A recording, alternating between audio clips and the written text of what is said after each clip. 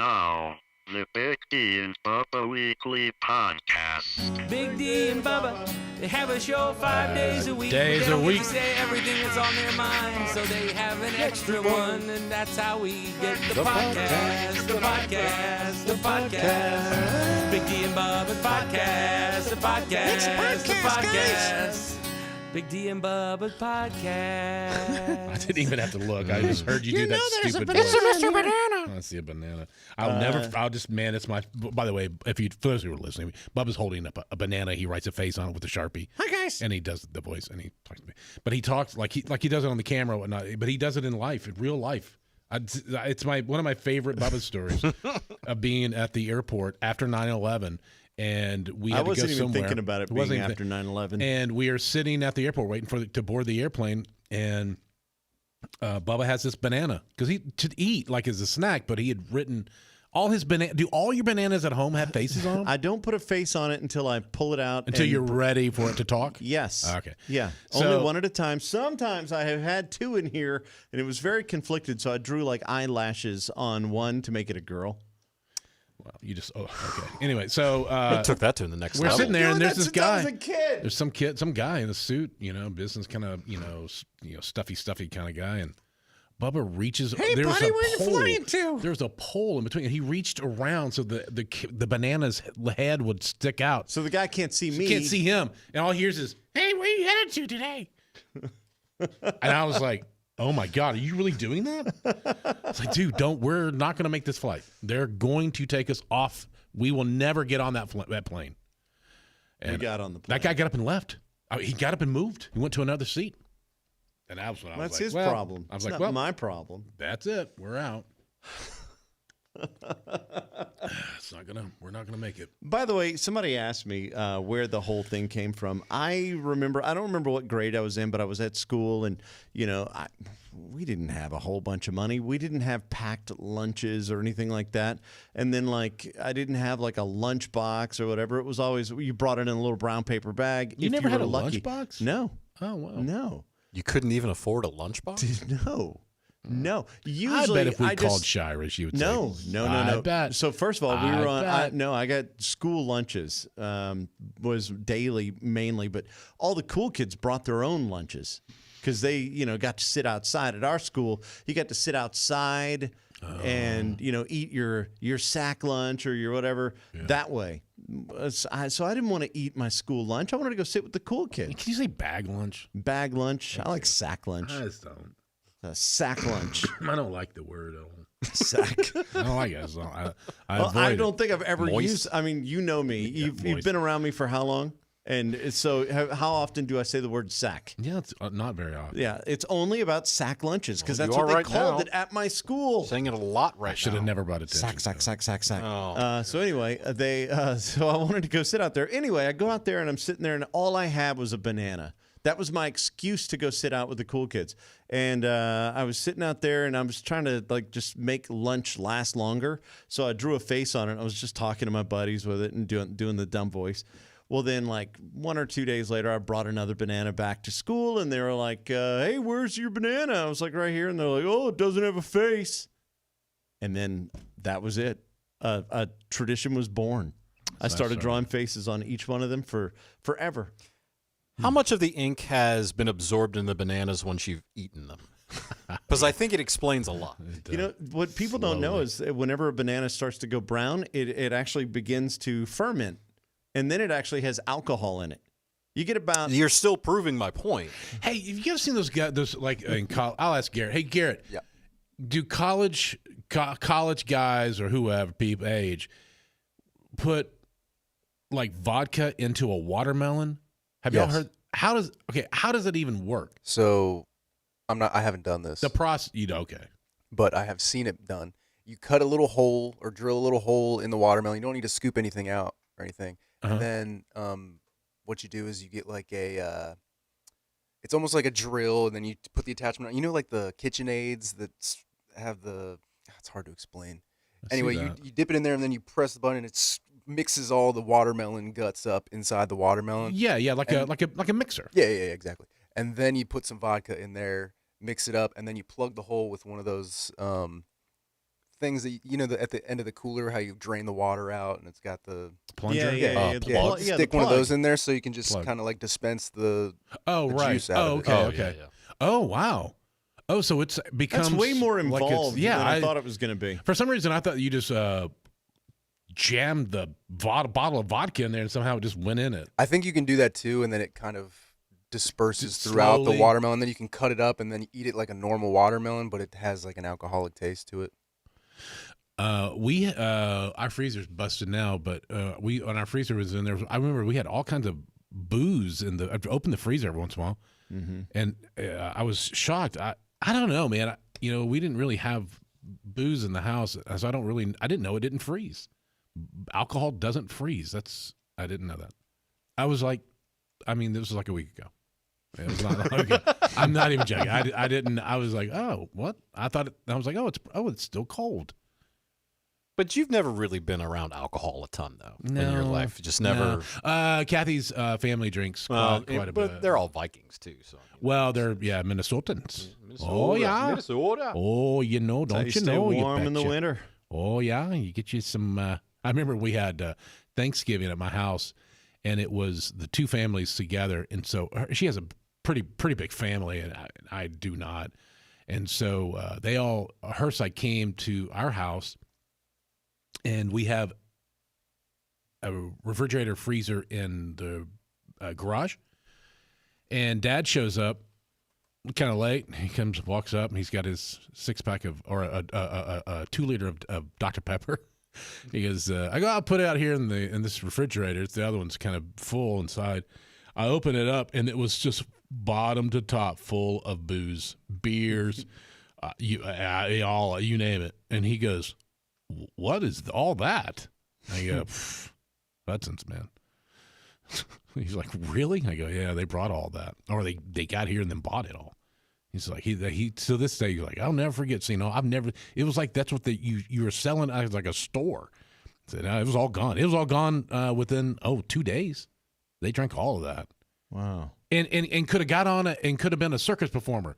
It doesn't affect them at all. It's kind of like my fam. Where they just drink and drink and drink, and they never get. At some point, like, don't you want to drink to like get a buzz or something? And they don't even like. At some point, you're drinking, you're chasing a thing that they're just getting Minnesota tipsy. All right, this was a podcast. It does amaze me. If seriously, that's not a bar, though, it does amaze me how good you are at this. It really is a superpower. It is a talent. His brain works that way. I wouldn't want to spend any time in your brain when it comes to all that stuff, but it is amazing how quickly you come up with this stuff. This is a compliment because I know I make fun of you a lot, but this is amazing how you do this. It is. If you have an idea for a business, you call Bubba and just give him. I do this all the time for people, and he just comes and he'll give you. It's not just he has one. Patrick called me the other day. He had an idea for something he wanted to do, and he's like, "Yeah, so do you have any ideas?" I gave him like 15. Yeah, and number 15 was just as good as all the other ones. It wasn't like they're all like not good. They're all great. You could use all of them. Before ChatGPT, we had Bubba. Yeah. Does Minnesota Tipsy? Is that a place? You would think. No, I don't see it. Somebody needs to open that. You're going to trademark that? I don't know. Yeah, the only thing I do, Minnesota Tipsy and Shabuzi pops up everywhere. Well, of course, because of Tipsy. Everybody at the bar getting tipsy. Are we doing a parody song, Minnesota Tipsy? Everybody in Minnesota. Because I know Ginger Billy did a parody of Tipsy. Ginger Billy cracks me up. He's so... It does kind of sound like that. It's like every time I watch his videos, it's always saying, "Hey, I got to be a parent about John Deere and Sharon Warren, 4-wheel driving, you have Jim in the mud." The first time I saw him, I thought the very first video was funny. The third or fourth time, I was like, "Oh, okay, what else is he gonna do?" Then by the 40th or 50th, I was like, "Oh my God, I love him." Like, it's so weird because you go through these, you kind of, we all like what we know. And like with him, it was like funny because you go, okay, he's making fun of rednecks. Then you go, okay, what else are you going to do? And then he just kept coming up with these dumb ideas. Yeah, where he kept, he made a space shuttle and all these dumb things. My fire truck, and it's just. It is hard to listen. We know Bob and I have been doing what they've been doing for many, many years and decades, and it's hard to. You've got to come up with new stuff every day, every 15 minutes. Kevin Hart was blown away hanging out with us one day. He said, "I don't know how you guys do it, and I don't know how we do it." I mean, there's many days I'm like, you got something? Well, Bubba and I were talking about this the other day. Most days. Your brain never really stops when it comes to content. Like, we always joke around about show prep, but you're prepping all the time. Yeah. It's like we did a bit today on the network show that I'd seen this video, the commercial with Shane Gillis in Bud Light where they're asking this guy, did you cheat on this exam? And if you say what's the word? Admit. What's confess? Confess. If you confess, you get a beer. And they'd open the thing, and so these guys are going, I don't know, I'm afraid of horses or whatever. And so I was like, dude, we should do that on the show.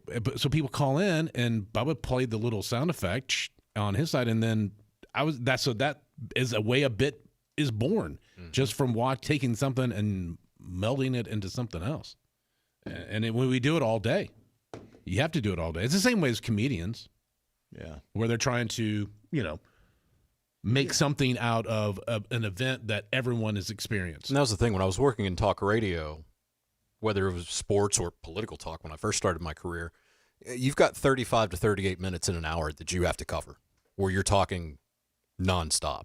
So when it comes to content and ideas and things like that, you have to be thinking literally all the time about what you're going to say, especially if you're doing like a 3, 4, or 5 hour show.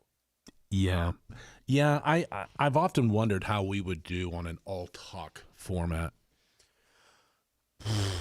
I think that is, if you really want my opinion, I think that is where everything is going within 10 years or so. Well, they're podcasts. That's what it's already doing. But even more we're doing so, it right now. Yes, but exactly. even more so. So all talk radio is politics. All talk radio is that kind of stuff. Well, sports. Well, I'm sorry. I was going to say sports or politics. Yeah. But that's it. Yeah, There's no lifestyle anything. And I think eventually we're going to go that way. That model is where, you're never going to out Spotify. You're never going to, be the commercial free thing whenever we're on broadcast radio. Mm-hmm. So I think over time, as the way we consume our music changes, then the way that we broadcast is going to change. And I think, I'm not worried about it right now. Radio is strong. Radio is really strong right now. And people go, oh, yeah, well, I don't know. I don't listen as much as I used to. Yeah, you do. You just don't think about it. That's the wild thing. Well, it's been around for a long time, and radio was when the records came out. Oh, that's going to kill radio. Oh, when the 8-track is going to kill radio. Cassette tape's going to. That was the very next thing I was going to say. You've always had the same type of person. I don't listen to radio. I listen to cassettes. Mm-hmm. I don't listen to radio. I listen to CDs. Satellite. I was a little concerned that satellite radio was going to really. And it didn't. The best thing for radio was satellite merging. Yep, that's exactly right. When Sirius and XM merged, it was the death of their creativity. Yes, I said it. Yep. Because it's not as good as it used to be. Back then, when they were separate entities, they were trying to be better than each other. Competition breeds greatness. Come on. And they have no competition in the satellite space anymore, so they suck. Well, they got boring. You had guys like Randy Michaels, who's a radio legend with creativity, and he was naming all these channels, and they had like Octane and all the different really cool branding for each individual. And they still have a lot of that same brand. They never changed, and they never. It just got it. It's got moved over to the merging company, and they let it. They kept the better names for most of the channels. But other than that, man, and this isn't a bash on satellite it's at not all. because we were on satellite for a while, and it was really fun. And I'll tell you what, anytime place. I'm traveling, if I'm on the road and I've got a rental, I get satellite. Why not? I mean, I'll listen to local channels, but I'll get satellite too. Oh, well, especially if I'm driving like a 10 or 11 hour trip. Oh, I'm definitely going to get satellite. I am all about on the long trips like that. If it's 11 hours or so, I do a book. Because that'll cover most of my trip. But I mean, a lot of times, this is podcasts like what we're doing right now. This is so perfect for road trips. Yeah. So many people, Labor Day weekend, going out, doing this, doing that. Man, here we are. Let's keep each other company. Well, and that's why I wanted to make sure we had a podcast out there for people on the holiday weekend because they're always craving that. They always want to have that content for a holiday. Just real quick before I forget it, the thing, it's not a bash on satellite radio, but they only have so much bandwidth. Yes.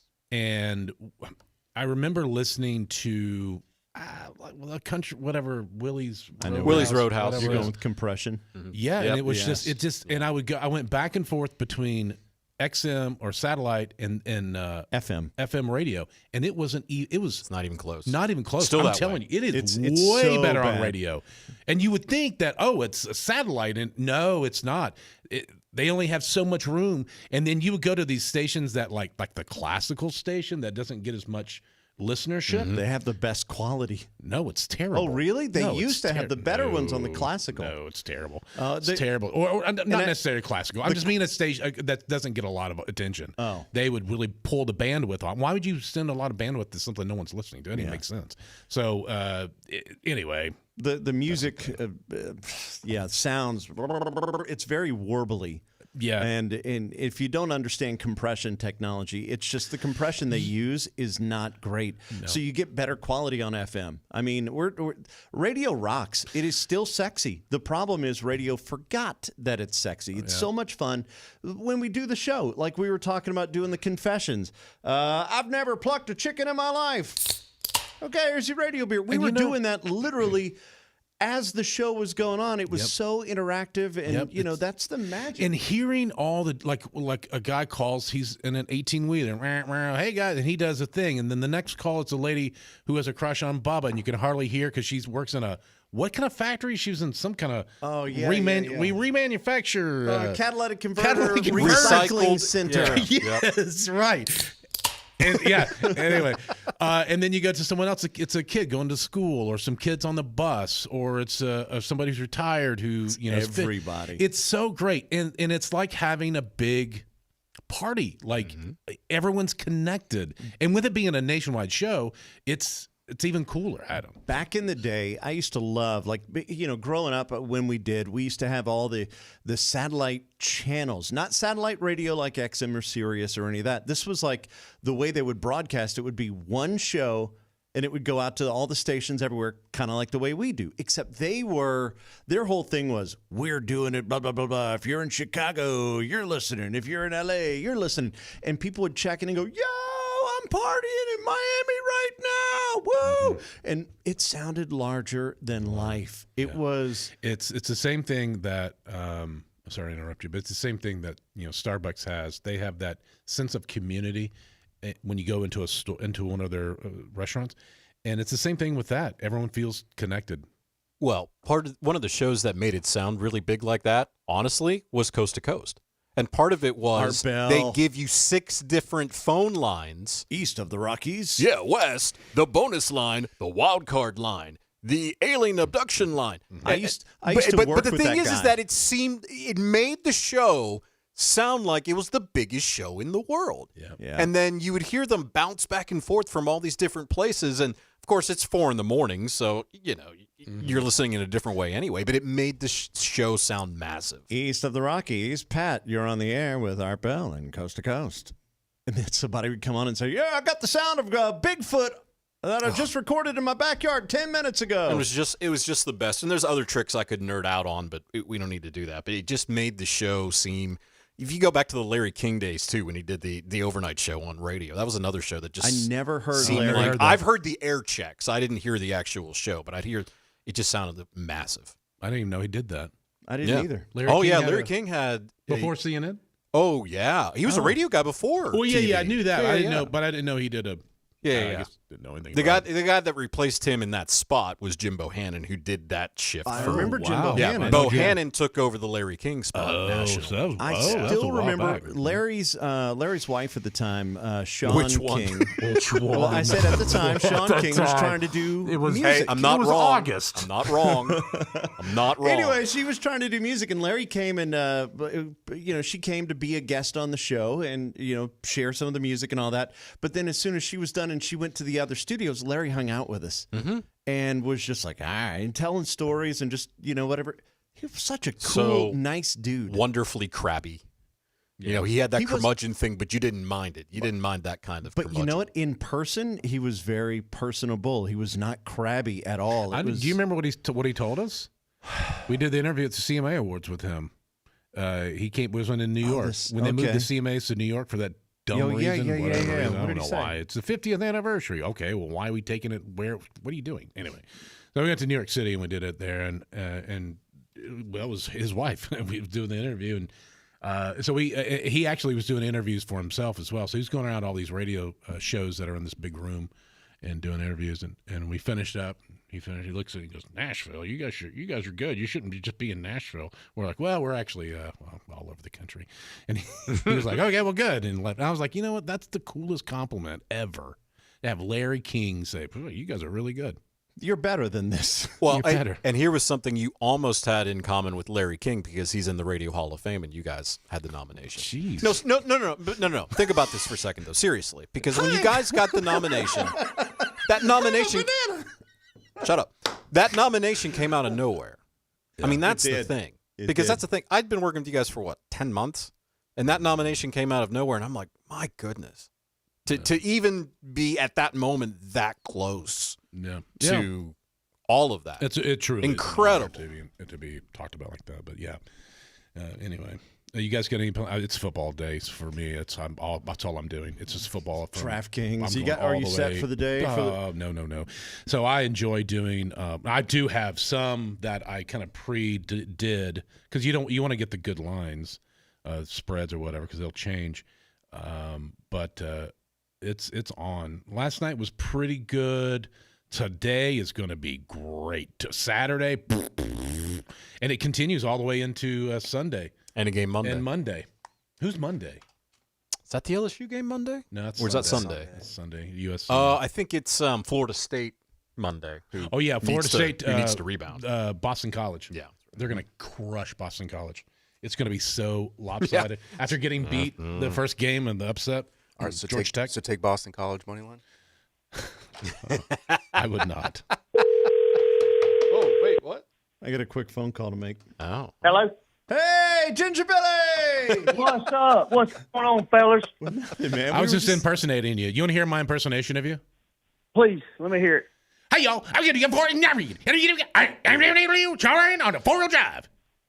That sounds like me if I done drank 4 energy drinks. Man, come on now. Dude, you sound like you drank 4 energy drinks. I'm hyped, dude. I got a lot of energy. I can't help it. Hey, we're talking about how all like you and other Nunley.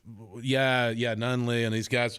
Did you realize how much content you were going to burn through doing this? No, sir. And, Justin Nunley puts out a lot more content than I do. But yours are more. I get it. But yours are. You Yours put more effort in yours. Yeah, honestly. you're actually making things. Yeah, it's a little bit more. It's not just yours. commentary. And that's not a knock on Nunley. I'm just saying. No, exactly.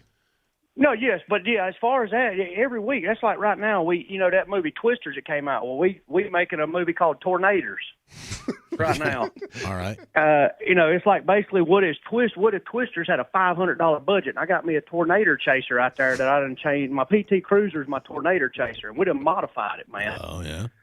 So, all the freaking content, I lay in bed at night, and I think, what can I create to make the world a better place? That's it. We do the same thing. We're doing it for the radio part of it.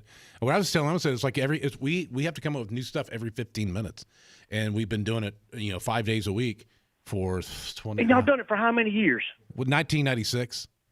See, look, but that is amazing that y'all have been able to do it. I've only been at this 6 years, and y'all fellas been around, and you're killing it. Well, that is crazy. We're just talking about how people don't realize how hard it is to come up with new stuff. We're talking about Kevin Hart came in and he was in there and we finished doing our thing and he says, I couldn't do it. He goes, it takes me a year to come up with my he shtick. said, he says, I'll write for 6 months, then I'll do a year touring, kind of, not even touring, but a year of testing. And then, it's a year to write it, 6 months of testing, and then he tours on it for 2 years. Mm-hmm. And then he starts the process over again. But it's a different animal still. But yeah, and see, with my set, it took me, I've been doing stand-up now for 5 years. I feel like it took me 3 years to finally perfect the one that I just filmed. And how long was that? An hour and 10 minutes. Wow. Because you can always make a joke better, and you'll be on stage and say something. You're like, man, I never said that before. Yeah. Now, did you have to learn how to do like video editing and that kind of stuff, or do you farm that out? I do it all. I have edited from day one because I just feel that nobody knows my timing better than I do. Yeah. So I edit all my videos and everything. That way, when it's posted, I know if it was a mistake, it was my fault. Do you how many people do you have like when you're doing a bit is what we would call it? How many people are on set or whatever you want to say? You have someone filming you. Is it just two? How many? I'm on stage doing my performing. No. Like when you're making the videos. Yeah, you're doing when your online videos and stuff. It's just two of us, just me and Bobby. Bobby is my redneck engineer and my film guy. I'm too cheap to pay a team, so it's just the two of me you and him. And all right. Well, that's impressive, man. It really is. Yep.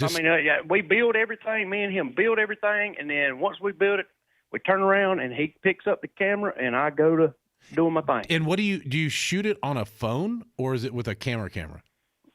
For the first 5 years, we shot everything on an iPhone, but now I actually bought me a camera, and we've been filming everything on a camera. Okay. You feel it's a lot. You feel like I ask you a real true question. Do you find that the quality is improved with that camera, but do you feel that it takes away kind of the rawness of the iPhone? Well, I still do my short videos, my reels, my TikTok stuff with my phone. Oh, okay.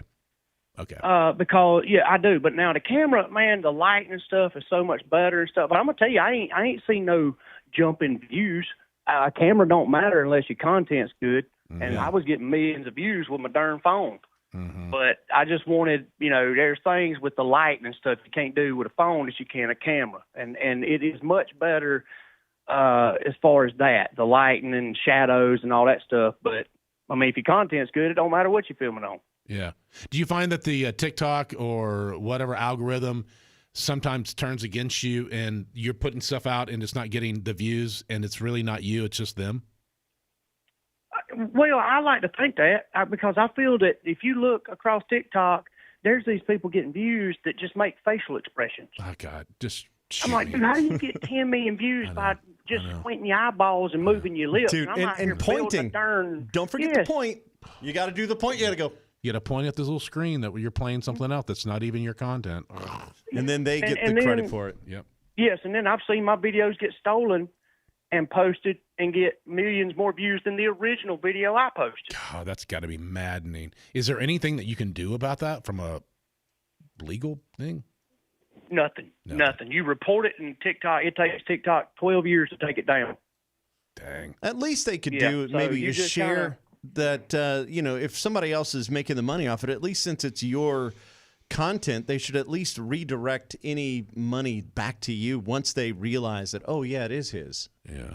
Well, I had a guy, I guess I don't know where he's from. Obviously wasn't from the United States, or he could have been. He was taking my YouTube videos, and he was cutting them into 1 minute and 30 seconds and posting them to TikTok, and he was making God knows how much money off my videos. And it took me months to get that took down. How much money do you think he made off those? If you had to guess, well, you know the game. Man, he was getting hundreds of thousands, if not millions of views on them videos. So, TikTok don't pay the greatest, but he made some money. I'm sure he's sitting at the house right now. That's free money for him. Yeah. Is there any repercussion at all? Can you go after him for any of that? No, there's nothing I can do. I've talked to my lawyer, I've talked to my people at Levity who manage me, and really all you can do is get it took down, but all they do is make another one and start it again. You know what I love while we're sitting here just talking to you, that you really do sound like this. It's like, Well, yeah. You people think, I don't know. People, he's an actor. There ain't no way he can't. He's faking that. I'm like, dude, I'm from South Carolina. I don't know what you want me to do. I know you do kind of punch it up a little bit, but Well, yeah, for the character. Oh, man, when I get on there, I'm super. I make sure to twang it up a little bit, but that's what I was saying. That's why my impersonation was dead on. Hey, y'all, I'm over here in Sumter. You sound like buddy. That's what it sounds like. Like well, that's what a pig. That's you. Hold on, we're checking out the old Ron beer here. What is this? We decided just to take the tires off since it was a front-wheel drive. We put the deck under the back axle, and we used 3 ratchet straps. I'm serious, man. All of your things that you come up with are so great and so fun. So stupid. Thank you. It is. You don't know how many people I could mass manufacture that Ron beer, and I could make millions. So many people want that thing. Everybody wants the Ron beer, and now that you got the 2.0, shoot, even better. Forget it. Yep, got a drink maker in there, dude. That changes everything. Well, when you come to town next? I don't know. It'll probably be sometime next year. I got a few shows. Yeah, man. I like to be at home with the family. I hear you. Good for I you. ain't one of these fellers that tours 365. I tour from January to May, and then I take my time off and hang out. Like I'm coaching football right now. Oh, you got a game tonight? No, we don't have a game tonight. We got one in 2 weeks, but I'm coaching 8, 9, and 10-year-olds. Oh, dude. Yes, man, sir. That's a whole world, isn't it? My youngest my son, gosh. he played football at like that age. Man, it's whack, especially when you get these dads who are like former players and their kids are out there and they're terrible, but they are, they act like we're at the combine. I was so quiet. I sat there because I didn't want to be one of those dads. And I would just, on the interior, just be like, because Frank, he was bigger than all the kids at his age, and he was pancaking kids left and right. I'm like, yes! That's my boy right there. Mm-hmm. Yeah, you know what's wild now, though, is I played when I was that age, but it seems like I got 16 kids. It's just like kids can't pay attention like they used to. And, man, the coaching, you really have to drive things home and try to get it through their brain on what to do. Well, I can't imagine that you have a problem with that. I would think that you would just, hey, guys, you got to read over here. And they're going to pay attention. Yeah, you're very imposing anyway because physically you're all ripped up. all ripped up and stuff. Yeah, so these kids would be like, yeah, I'm going to listen to him. Yeah. Yeah, well, it was funny. My wife saw a kid the other day, and she said, hey, the kid said, well, my brother said he plays for Ginger Billy. Ginger Billy coaches him. And my wife said, oh, cool. And the kid said, well, my brother, I asked my brother, well, is Ginger Billy funny? And he said, no. It's not funny. And she was like, yeah, because I'm coaching you, man. I ain't out here making YouTube videos. All right, man. Well, listen, have a good Labor Day weekend, and thanks for picking up the phone. And you can follow Ginger Billy everywhere. Ginger Billy at Ginger Billy. At Ginger Billy. He's hilarious. Good stuff. All right, dude. And y'all have a good Labor Day. Thank you. You buddy. too. Say, man. Bye-bye. All right. Later. All right, bye. Yeah, I get to probably start talking like him. I texted him. I was like, hey, but that was like 20 minutes ago when we were talking about him. And so he's like, hey, call me back. I'm like, okay, good. Yeah, perfect. Good. Well, hope y'all guys have a good Labor Day holiday and spend some time watching football. Don't do anything else. Literally, maybe smoke some meat. Other than that, that's all I want you to do. Smoke meat and watch football and drink. I'm going to do the air fryer pork bellies again. I did that the other day, and they came out great. Yeah, you kind of ran across. By the way, those Bubba said, Bubba told me, he goes, yeah, man, they're pre-seasoned and everything. I'm like, really? He sends me a picture of it, and all it says is sprinkled with paprika. That's fine. Dude, what more do you need? It's just for bacon. color. He's not wrong. It's bacon. They use paprika just for the color, so that it looks a little browner and darker. Dude, yeah, you should throw on some our bud Moose, get some of that Moose rub. Big Moose got some of the best dry rub I've ever had. I've had all of them, man. How do I find Big Moose's dry rub? Text him. Just ask him. It's Big Moose. I know Big Moose, but I'm just trying to see if text him and there's... go, hey man, I Venmo you, and he'll send me some. Well, that's not what I'm talking about. I was saying like if somebody else wanted to do it, well, you're telling us about it, and then I don't care about anybody else. I was talking about you. Okay. If you, I guess you can probably Google. I just did Big Moose dry rub, and I got nothing. Really? So yeah. Oh well, that's a real fail on his part. Yeah. Use code Bubba.